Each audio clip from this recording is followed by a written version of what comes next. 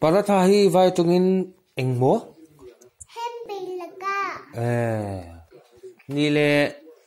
sabun kha vai tungin nge kha happy ke hempi ke mo ni le chana hi sap tungin vai tungin nge hampuke hempoke mo ni le mo sana hi vai tungin nge khongke peke he vai tungin val mak the em ve ani le mo ku va sing hi vai tungin nge khongke phải ăn thi về ni le tùy in chi hi mo